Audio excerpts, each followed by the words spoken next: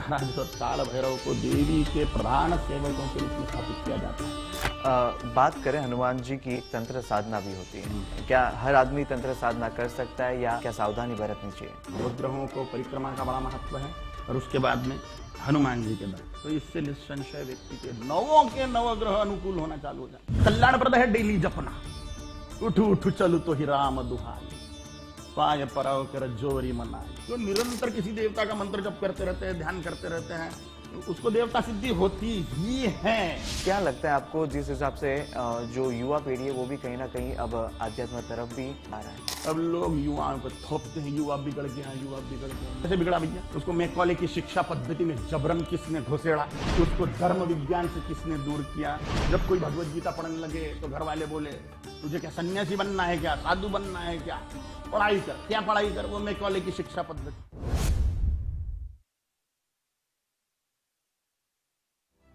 નમસ્કાર, ગુજરાત ફર્સ્ટના હનુમાન જયંતિ પર વિશેષ પોડકાસ્ટ સાથે હું છું કુશાગ્ર। અષ્ટ સિદ્ધિ નવનિધિના દાતા જે હનુમાનજી છે, જેમની જાગૃત દેવતા તરીકે પૂજા કરવામાં આવે છે। કહેવાય છે કે હનુમાનજી ભક્તોની પ્રાર્થના ત્વરિત સાંભળી લે છે અને તેથી જ ભક્તોના કષ્ટો હનુમાનજીની નિષ્ણામાં પહોંચતા દૂર થઈ જાય છે અને હનુમાનજી તો ભક્તોના સિવાય ભગવાનના પણ રક્ષક મનાય છે અને આવા દેવને પૂજવાનો ઉત્તમ દિવસ એટલે હનુમાન જયંતિનો દિવસ। આજના આ પાવન દિવસે આપણે જાણીશું હનુમાનજી સાથે જોડાયેલા અનેક એવા તથ્યો વિશે આજના વિશેષ ગુજરાત ફર્સ્ટના પોડકાસ્ટમાં।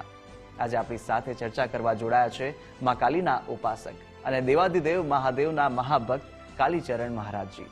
महाराज जी प्रणाम, आपका खूब खूब स्वागत है। तो महाराज जी, सबसे पहले तो यही जानेंगे हनुमान जी को आप किस रूप में देखते हैं?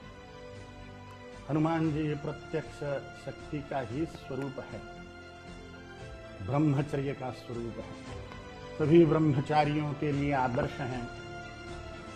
जितने भी जिम हैं, अखाड़े हैं, वहां पर विद्यार्थी लोग पहले हनुमान जी को प्रणाम करके ही अंदर करने जाते व्यायाम। शक्ति स्वरूप होने के कारण उनकी उपासना से निस्संशय बलिष्ठता की प्राप्ति होती है। वैसे भारतीय परंपरा में देवी को ही शक्ति बोला जाता है, लेकिन अतुलित बलधामम हेम शैलाभदेहम धनुजवन कृशानुम ज्ञानिनाम अग्रगण्यम सकल गुण निधानम वानराणामधीशम रघुपति प्रिय भक्तम वादजातम नमामि। अतुलित बल के धाम, अतुलित बल के धाम होने के कारण सभी विद्यार्थियों के लिए और जिनको शरीर यष्टि अद्भुत बनानी है, शक्तिशाली बनाना है शरीर, उनके लिए इष्ट के स्वरूप में हनुमान जी पूजे जाते हैं। और वैसे भी सामान्य लोग भी अपने दुखों के निवारण के लिए, कष्टों के निवारण के लिए हनुमान जी का आराधन करते ही हैं। जो भी इच्छा करके हनुमान जी का आराधन करेगा व्यक्ति, उसकी वो पूर्ण होगी। शिव जी के अंश होने के साथ साथ आज की जब बात की जाए आज की युवा पीढ़ी की, तो युवा पीढ़ी को मजबूत करने के लिए उनकी जीवनी से, हनुमान जी की जो जीवनी है उनसे क्या सीख लेनी चाहिए, क्या शिक्षा लेनी चाहिए?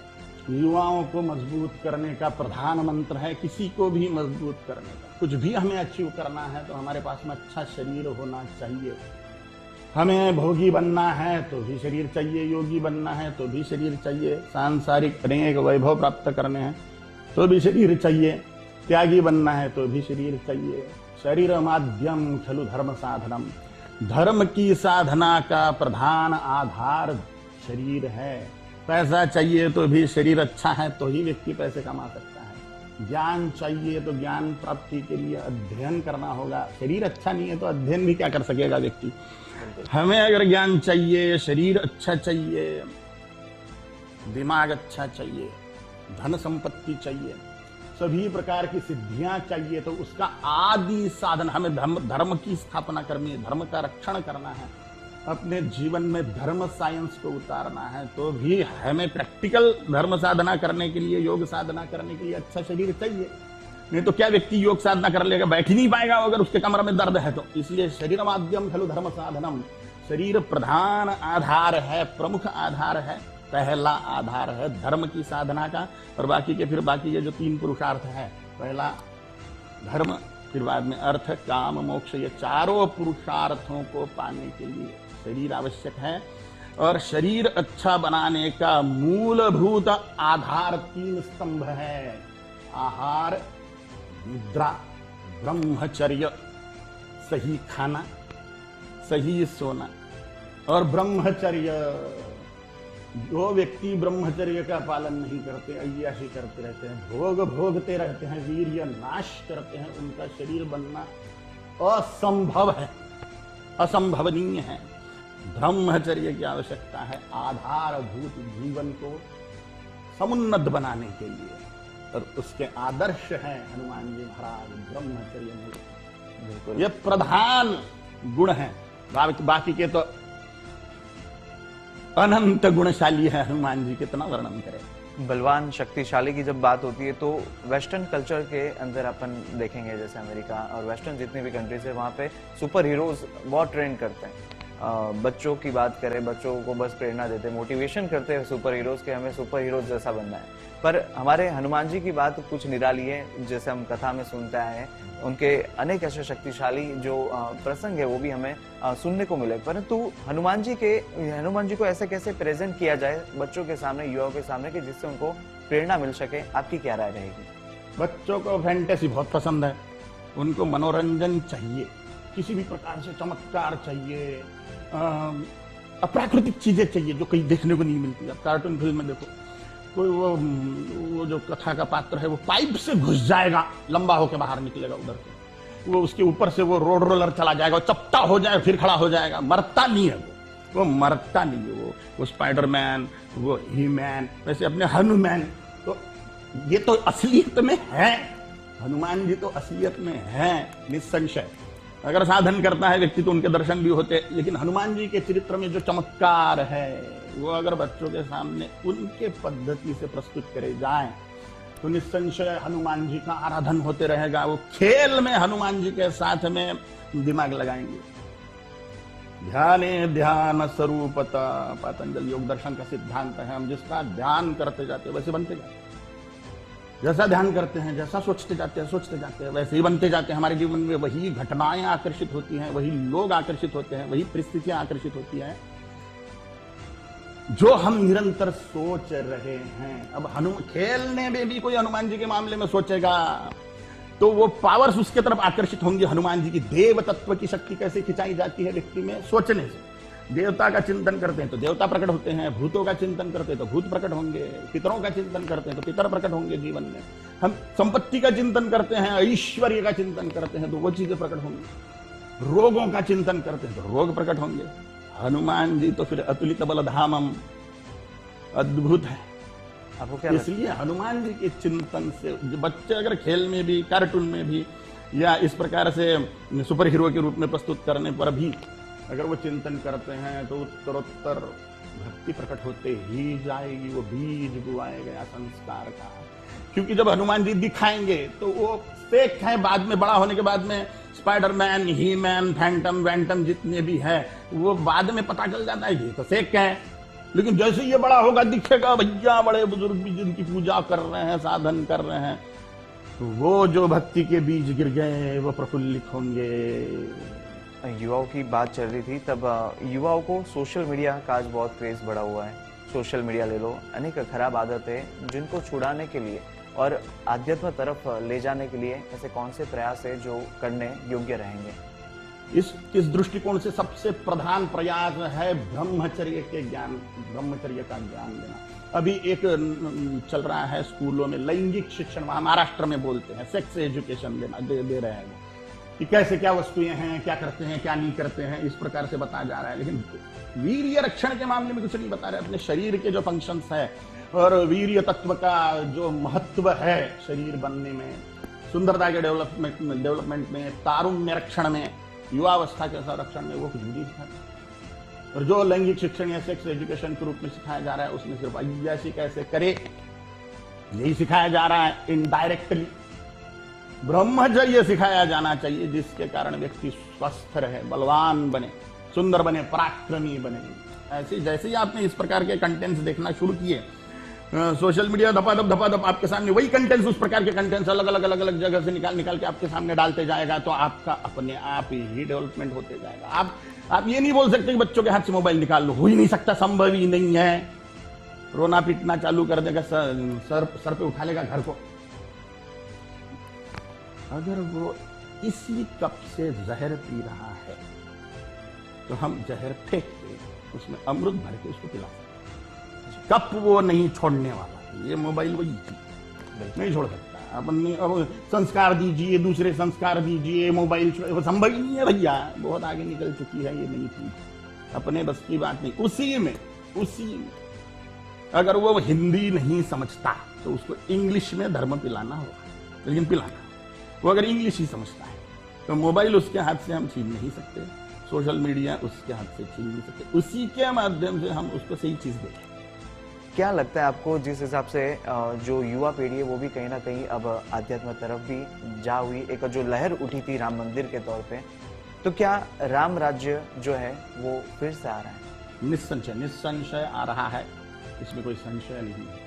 अब लोग युवाओं पर थोपते हैं, युवा बिगड़ गया, युवा बिगड़ गया, युवा कैसे बिगड़ा भैया? उसको मैकॉले की शिक्षा पद्धति में जबरन किसने घुसेड़ा? उसको धर्म विज्ञान से किसने दूर किया? बूढ़ो नहीं किया ना दूर। जब कोई भगवत गीता पढ़ने लगे तो घर वाले बोले तुझे क्या सन्यासी बनना है क्या, साधु बनना है क्या, पढ़ाई कर। क्या पढ़ाई कर? वो मैकॉले की शिक्षा पद्धति, ये जो आधुनिक शिक्षा पद्धति है जिसमें ना पैसा कमाना सिखाते हैं, ना अपना शरीर कैसे काम करते हैं ये सिखाते हैं, अपना शरीर कैसे काम कर रहे हैं ये भी नहीं सिखाते इसमें, इस शिक्षा पद्धति में। अमीबा कैसा दिखता है ये सिखाते। अब वो कैसा भी दिखता है, उसका केंद्र कहां पे, उसका मुंह का कहीं पे भी मुंह है उसका, कहीं पे भी केंद्र। ये सड़ी हुई चीजें काय को पढ़ा रहे हैं हमको? गणित जीवन में कभी काम नहीं आएगा, दिमाग का दही करके रख दिया, इतना गणित पढ़ा। छत्रपति शिवाजी महाराज नहीं पढ़ाएंगे, मुगल कितने महान थे ये पढ़ाएंगे, जिन्होंने सत्यानाश कर दिया देश का, तो पढ़ाएंगे। जिन्होंने 5 लाख मंदिर फोड़ दिए उनको महान बता रहे। ये जो स्थिति है शिक्षा व्यवस्था की, इसमें घुसेड़ा किसने? बूढ़ों ने। और युवाओं के सर पे खप्पर फोड़ रहे हो। गणपति कौन बिठा दिया भैया? सब युवक है, ज्यादा से ज्यादा 90% युवक है। देवी उत्सव कौन कर रहा है? 90% युवक है। कावड़ उत्सव में कावड़ उठा के कौन लेके जा रहा है? 99% युवक है। तो धर्म के जितने भी उत्सव है वो तो युवक कर रहे हैं, फिर युवक कहां से बिगड़ गया भैया? युवक कोई बिगड़ा नहीं है, कहीं दिख रहा है युवक बिगड़ा हुआ, दारू पीते हुए, नाली में पड़ते हुए, सिगरेट फूकते हुए, तो बुड्ढों को ही देखा देखी कर रहा है। तो जबरन युवाओं के सर पे पत्थर मारना या खप्पर फोड़ना बंद कर देवे। बात करें हनुमान जी की साधना की, एक तंत्र साधना भी होती है। तंत्र साधना का एक प्रश्न है कि कौन और कैसे कर सकता है? क्या हर आदमी तंत्र साधना कर सकता है, या क्या विधि विधान, क्या सावधानी बरतनी चाहिए? 3 प्रकार की साधनाएं होती हैं। सत्वगुणी साधनाएं, रजोगुणी साधनाएं, तमोगुणी साधनाएं। सत्वगुणी साधनाएं सात्विक लोग करें, जिनकी प्रवृत्ति ही सात्विक है, वो सात्विक साधनाएं हैं। राजसिक साधनाएं, रजोगुणी साधनाएं, जिनकी प्रवृत्ति रजोगुणी है वो रजोगुणी साधनाएं करें। जिनकी प्रवृत्ति तामसिक है वो तमोगुणी साधनाएं करें। तंत्र में रजोगुणी साधनाएं भी हैं, सात्विक साधनाएं भी हैं, तामस साधनाएं भी। तंत्र का अर्थ है टेक्निक। अभी भी टेक्निकल कॉलेजेस को तांत्रिक विद्यालय ही लिखते हैं बस हिंदी में। तो तंत्र विद्या माने टेक्निक है, उसमें पदार्थों का भी भरपूर इस्तेमाल होता है। प्रकृति में जितने भी पदार्थ हैं उनकी ऊर्जाओं को महर्षियों ने देखा हुआ है। प्रत्येक पदार्थ की अपनी ऊर्जा होती है, प्रत्येक पदार्थ ऊर्जा का घनीभूत रूप ही है। तो तंत्र में इन पदार्थों का बहुत ज्यादा उपयोग होता है, शब्दों का उपयोग होता है जिसको मंत्र बोलते हैं, और आकृतियों का उपयोग होता है जिसको यंत्र बोलते हैं। तंत्र, मंत्र, यंत्र, तीनों चीजों को मिला के साधन करते हैं, अथवा सिर्फ मंत्र से साधन करते हैं, अथवा सिर्फ पदार्थों से साधन करते हैं। तो ये कोई सिर्फ पदार्थ इस्तेमाल करे, अथवा कोई आकृति इस्तेमाल करे, अथवा शब्द इस्तेमाल करे, माने मंत्र इस्तेमाल करे, या तीनों एक साथ करे या दोनों करे, 1, 2 या 3 कुछ भी कर सकते हैं। तो ये टेक्निक का सही इस्तेमाल करना माने तंत्र साधन। आपने बात की जो दर्शन अभिलाषी लोग होते हैं हनुमान जी के, वो अनेक उपाय भी करते आते हैं, अनेक उपाय करते जिससे एक अभिलाषा होती है कि हनुमान जी के दर्शन हो जाए। तो क्या हनुमान जी के दर्शन के बाद वो जो तेज है वो क्या आम आदमी सह सकता है? पहला तो प्रश्न ये कि हनुमान जी के दर्शन कैसे करें, फिर तेज सहन होता कि नहीं उस पर मैं बात करूंगा। बहु मंत्र जपा देवता सिद्धि, यह पातंजलि योग दर्शन का सिद्धांत है। जब मंत्र जप बहुत होता है, भरपूर मंत्र जप करता है व्यक्ति, भरपूर मंत्र जप करता है, गहरा, बहुत दिनों तक, 2-4 दिन में नहीं होने वाला काम। पढ़ाई 2-4 दिन में नहीं होती। किंडरगार्टन में जब एडमिशन होता है उसके कई सालों बाद, पहली से लेकर 12वीं तक के 12 साल, 3 साल ग्रेजुएशन के, उसके बाद 3 साल पोस्ट ग्रेजुएशन के, कितने साल हो गए? 18 साल। 18 साल रोज 5-6 घंटे स्कूल में बर्बाद करने के बाद में एक डिग्री आती है हाथ में पोस्ट ग्रेजुएशन की। 18 साल फिर नौकरी ढूंढेगा वो, कंप्लीट ही नहीं हुआ, शांति नहीं मिली। देव साक्षात्कार, देव सिद्धि के लिए कितना प्रयत्न करना चाहिए। फिर भी इतना ज्यादा नहीं, जो अभी के पढ़ाई के लिए जितना, डिग्री लेने के लिए जितना प्रयत्न होता है उतना प्रयत्न नहीं करना पड़ता। फिर भी सटीकता से साधन करना होता है गुरु के मार्गदर्शन में, तो देवता प्रकट हो जाते हैं सामने। बहु मंत्र जपा देवता सिद्धि, प्रकट होना माने वो कंप्लीटली वश हो गया देवता आपको, वो आप जैसा सोचोगे वैसा ही करते जाएगा। ये देवता सिद्धि ऐसी होती, वो देवता आप जो बोलोगे वही करेगा, वो करते जाएगा। यम यम कामयते कामम तम तम प्राप्नोति निश्चितम, जो इच्छा करोगे वो देवता कंप्लीट करते जाएगा। चमत्कारी की जीवन होता है जिसको देवता सिद्धि होती है। सामान्य सा दिखने वाले लोगों को देव सिद्धि है, जो निरंतर किसी देवता का मंत्र जप करते रहते हैं, ध्यान करते रहते हैं, तो उसको देवता सिद्धि होती ही है। जो कई सालों से एक ही देवता का भजन कीर्तन करते रहता है, मंत्र जप करते, सुंदरकांड कर रहे हैं, हनुमान चालीसा पढ़ रहे हैं, दुर्गा चालीसा पढ़ रहे हैं, काली सहस्त्र नाम पढ़ रहे हैं, या ओम काली ओम काली ओम काली बोल रहे हैं, नवारण मंत्र बोल रहे हैं, या अन्य कुछ भी बहुत दिनों तक अगर कर रहा है तो देवता सान्निध्य प्राप्त हो गया। उसके लिए लिटमस टेस्ट करने की जरूरत नहीं है ही उसके पास में, उसको अनुभव भी आते हैं, इसमें कोई संशय नहीं है। और प्रत्यक्ष देव साक्षात्कार हो जाता है, देवता प्रकट हो जाते हैं सामने।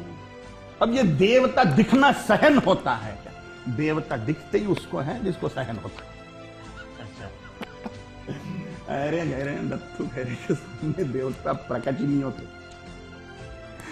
क्योंकि देवता स्वयं महाप्राज्ञ है। महाप्राज्ञ माने उनको पता है कि किसके सामने प्रकट होना है, किसके सामने नहीं। महान सद्बुद्धिशाली है, किसी की भी अरे गहरे नत्थु गहरे के सामने प्रकट नहीं। माँ बराबर जानती है बच्चा किन चीजों से डरता है, तो वो चीजें सामने नहीं आने देगी। या ऐसे बाल खुले छोड़ के किसी बच्चे के सामने डरावना रूप लेके जाएगी क्या? नहीं जाएगी वो, क्योंकि पता है वो चिल्ला देगा, रो देगा तुरंत। तो देवताओं को पता है कि ये सहन करेगा कि नहीं करेगा, ऐसे किसी के सामने प्रकट नहीं होंगे वो। जिसकी कैपेसिटी बढ़ गई है मंत्र जप से, साधना से, तो उसको देवता का साक्षात्कार हो जाता है। भगवान बोलते हैं, मैं दिव्य चक्षु देता हूं तुझे, जिससे तू मेरा दिव्य रूप देख सके। ददामि त्वाम दिव्य चक्षु, जिससे तू मेरा दिव्य रूप देख सके। अभी जैसा दिख रहा हूं मैं रियलिटी में ऐसा नहीं हूं, मैं कैसा हूं तू देख। और फिर अर्जुन को दिखाया, वैसे देवता उसको वो दिव्य दृष्टि देते हैं, फिर प्रकट होता है। हनुमान जी की साधना के समय जैसे कि कहा जाता है कि हनुमान जी को बार बार याद कराना पड़ता है उनकी शक्तियों के बारे में, तो क्या हनुमान जी की साधना के समय भी हमें हनुमान जी को उनकी शक्तियां याद करानी होती है? वो जो श्राप था कि तुम्हें तुम्हारी शक्तियों की स्मृति नहीं रहेगी, तो वो जाम्बवान जी ने तोड़ दिया। अब करने की जरूरत नहीं है, उनको शक्तियों को याद दिलाने की जरूरत नहीं है। साधन करने की जरूरत है। यहाँ पर किसी को भी कुछ भी फोकट फाकट नहीं है। जितना बोओगे उतनी फसल मिलेगी, जितना जिम करोगे उतने तगड़े बनोगे, जितनी मेहनत करोगे धन कमाने के लिए, स्मार्ट वर्क, हार्ड वर्क, उतना पैसा प्राप्त होगा। विद्याध्ययन जितनी अच्छी तरह से लगन से करोगे उतनी ज्यादा विद्या प्राप्त होगी। फ्री फोकट में यहाँ पर किसी को कुछ नहीं मिलता।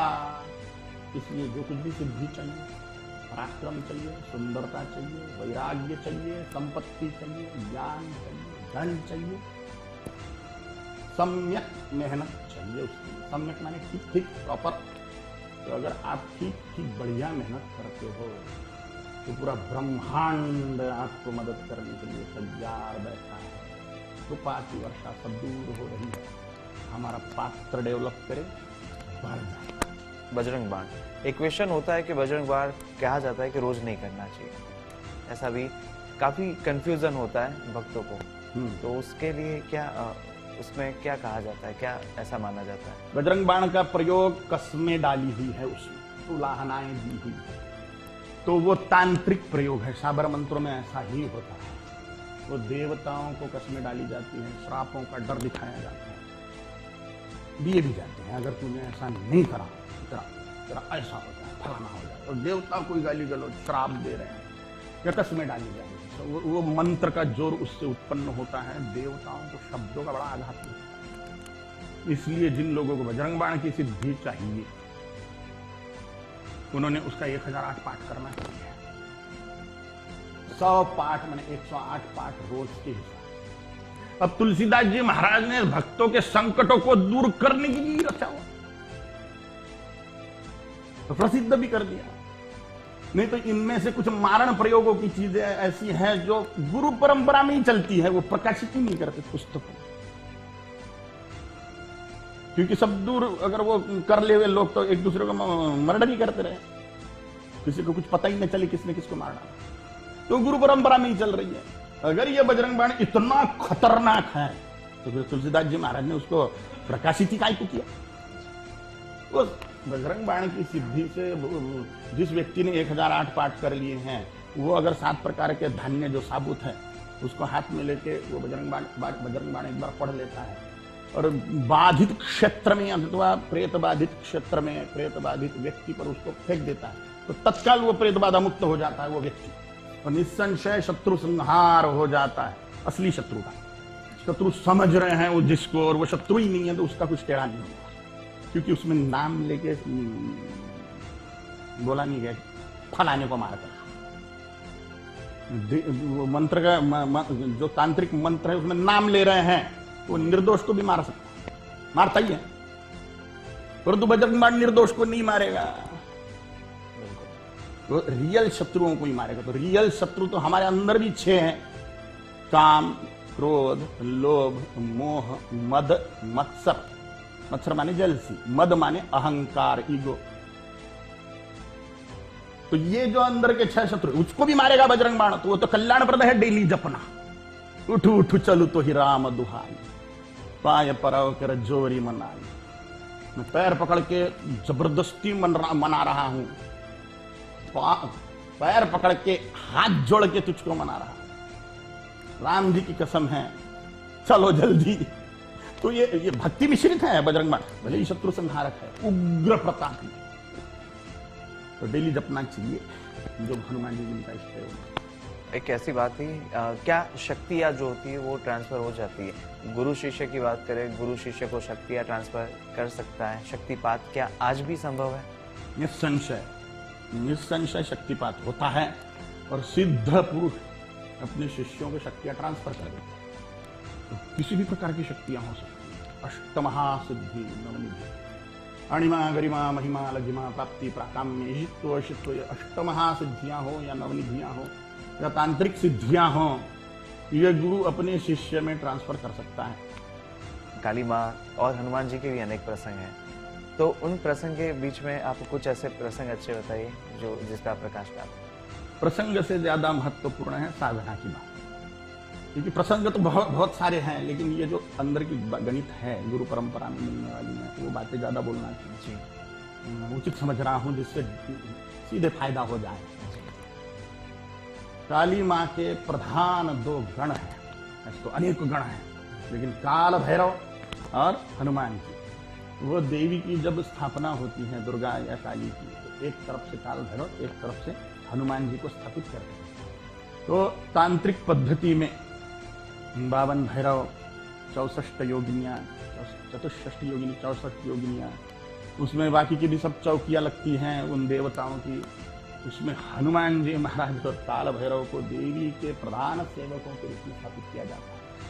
सर्वत्र प्रसिद्ध है, राम जी के सेवक है हनुमान जी, ये सत्य भी बात है, लेकिन वो प्रधान गण देवी के।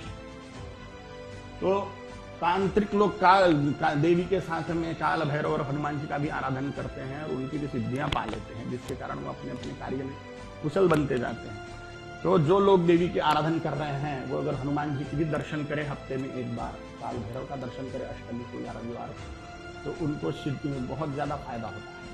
सांपत्तिक स्थिति भी सुधरती है, पैसे की स्थिति भी सुधरेगी, दिमाग की स्थिति भी सुधरेगी, ज्ञान भी बढ़ेगा, शारीरिक स्थिति भी सुधरेगी, आरोग्य भी प्राप्त होगा। सिर्फ दर्शन मात्र है। हनुमान जी महाराज को चौमुखा घी का दीपक बड़ा प्रसन्न करने वाला है। काल भैरव को चौमुखा देसी गाय के घी का दीपक अगर जलाते हैं, 4 बत्तियों वाला, 4 ज्योतियों वाला, 4 दिशा में 4 ज्योति, तो आटे का जलाएं, मिट्टी का जलाएं, जैसा भी, तो उससे हनुमान जी परम प्रसन्न हो जाते हैं, काल भैरव भी परम प्रसन्न हो जाते हैं। अंत में दर्शक मित्रों को आप क्या कहना चाहेंगे? और एक सबकी जो भी देख रहे होंगे उनकी भी एक इच्छा तो होगी कि कोई ऐसा सा श्लोक या स्तोत्रम का कोई श्लोक जो आप अपनी आवाज में।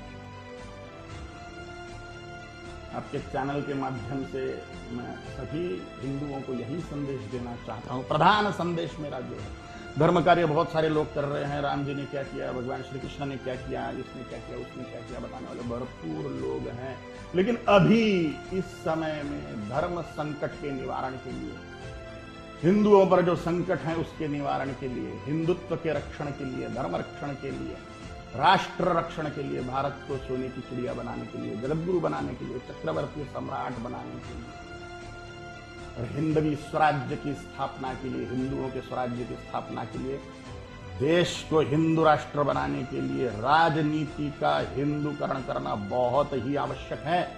हम राजनीति से घृणा करके धर्म राज्य की स्थापना नहीं कर सकते, क्योंकि अगर हमें राम राज्य चाहिए तो राजा राम चाहिए। राजा राम नहीं है, राम राज्य की अपेक्षा कैसे?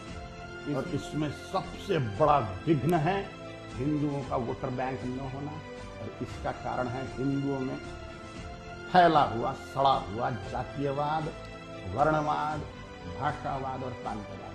इसलिए आपको हाथ जोड़कर निवेदन है, धर्म रक्षण के लिए, राष्ट्र रक्षण के लिए जातीयवाद, वर्णवाद, भाषावाद, प्रांतवाद तोड़िए और सनातन हिंदू धर्म साम्राज्य की ओर बढ़िए।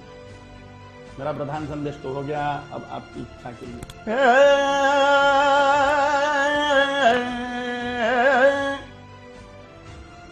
जय जय जग जननी देवी सुर नर मुनि असुर सेवी भुक्ति मुक्तिदायिनी भयहारिणी कालिका मंगल मुद सिद्धि सदनी बरवरी शवदनी दावती मिर तरुण धरणि किरण मालिका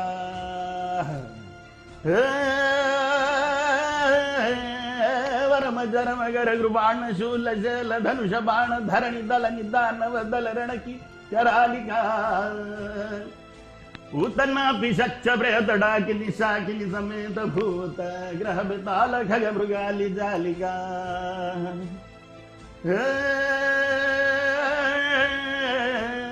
जय महेश भामिनी, जय महेश भामिनी, अनेक रूप नामिनी, समस्त लोक स्वामिनी, हिमशैल बालिका रघुपति पद परम प्रेम तुलसी कहे अचल नेम देहु भय प्रसन्न पाहि प्रणतन की बालिका हमारी महाकालिनी यारे ढोल लागे से सब खो गए थे माई की भक्ति में। तो इस गुजरात फर्स्ट के पॉडकास्ट में बात करने के लिए आपका खूब खूब धन्यवाद। ओम काली, ओम काली, ओम काली, ओम काली, ओम। તો આજના હનુમાન જયંતિના વિશેષ પોડકાસ્ટમાં આપણે હનુમાનજી સાથે જોડાયેલી અનેક મહત્વપૂર્ણ બાબતો જાણી અને આધ્યાત્મતાનું મહત્વ પણ સમજ્યું। ત્યારે આપ તમામને હનુમાન જયંતિની ખૂબ ખૂબ શુભેચ્છાઓ। આજના કાર્યક્રમને સમાપન કરીશું। નમસ્કાર।